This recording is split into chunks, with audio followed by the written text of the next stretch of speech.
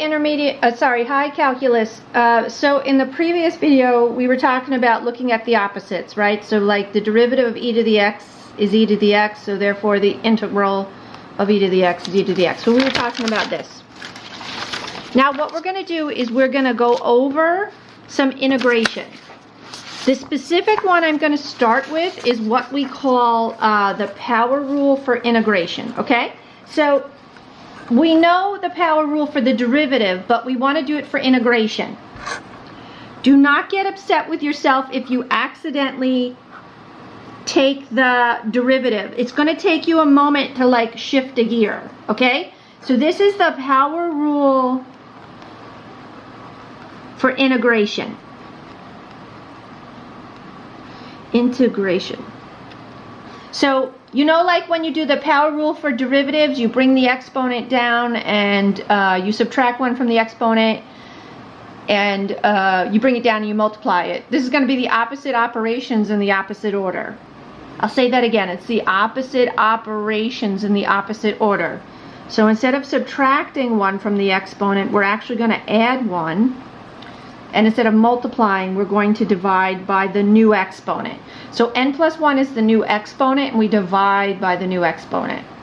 And I know this seems really weird, and I tried to explain it to you, because when we go backwards, right, if you start with the derivative of these functions, when we go backwards, the integration doesn't know how to tell us what the constant was unless we have more information. So that's where the plus c is coming from, because we don't actually know what the constant was. So in your packet, I was going to give you a couple problems here. So let me start with the first one in the packet and we'll just rattle them off. Maybe if you get the idea of the rule, stop the video, try it yourself, and then check if we agree. Now make sure you integrate. You'll get confused every now and then, and that's absolutely fine. But try to remember you're integrating.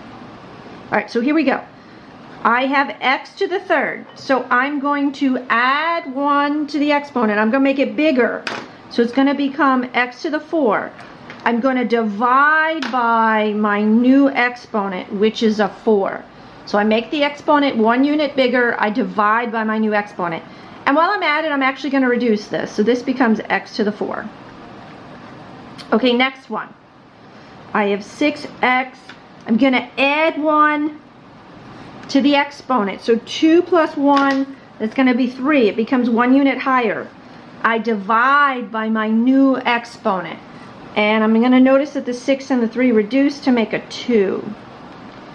Now, the last one's a little tricky. Try to think in like terms of Jeopardy. If that's the answer, who made that? Who would make that if you go backwards? Who's that the derivative of if you go backwards? Now I'm hoping you thought it was negative x, because the derivative of negative x is this. So if it helps you, try to think that you're looking at the derivative and you're trying to figure out what made that derivative. And you're going to forget every now and then. Don't beat yourself up. You just have to get used to it. It's experience that gets us into like the routine of how to do something. Experience and discipline. Okay, so then that's that plus c at the end that I told you about, that you always want to stick on the end. If you don't understand what I'm saying, just stick it on the end. All right, let me see if I can get another one in these videos. I don't want to make them too long because I know you're all very busy and it's sometimes hard to focus in these times. But let me get another one in here for you. Okay, number 2. I really feel for you guys during all this. You're really heroes to get through all this. Okay, dx. Now, just like when we did derivatives, you want to have like this rewrite stage. Rewrite. So, just like when we had derivatives, if you have a radical, you want to rewrite it in its exponential equivalent, right? So this is equivalent to this. And you want to pull it up, just like we would in derivatives. So this is x to the 1/2, but I'm going to pull it upstairs. So it's x to the negative 1/2 when I pull it up. Okay, reminder, the integral and the dx go together. They're Batman and Robin. So when I integrate, you'll notice both of those symbols disappear. Okay, now I'm going to integrate right here. I'm going to integrate right here. So the rule again is You add 1 to the exponent and you divide by the new exponent, and then don't forget to add c at the end of everything. You don't add c after every term, because it's like if I add c, my first c, add my second c, add my third c, you want to think about it as this is the composite or collection of all the c's. So like if my first C is a 5 and my next C is a 10 and my next C is a 4, then all the C's would add together to be 19. So this collects like all the C's. The one from here, the one from here, the one from here. We just combine all the constants into one constant. All right, here we go. Let's integrate. So my new exponent, I'm going to add 1. So this is going to be x to the 3 over 2. And then I'm going to divide by 3 over 2. I'm dividing by my new exponent. Now, as soon as you're ready, I want you to stop writing it this way. As soon as you're ready, I want you just, if you have a fraction, just right away, instead of dividing by a fraction, it's the same thing to say multiplying by 2/3. So flip it up as soon as you get comfortable. If you can do it from the get-go, do it from the get-go, because it's just, you're just going to add too many steps to this. So if you're dividing by fraction, it flips up to be multiplication. Okay, 1/2. I'm going to add 1 to this guy.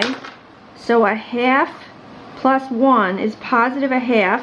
I've got to divide by the new exponent, but again, I've asked you, if you can flip it up right away, do it. All right, this is me flipping it up. It's 2 over 1, but then it's going to be multiplied by 1 over 2, and I still have the x to the 1/2.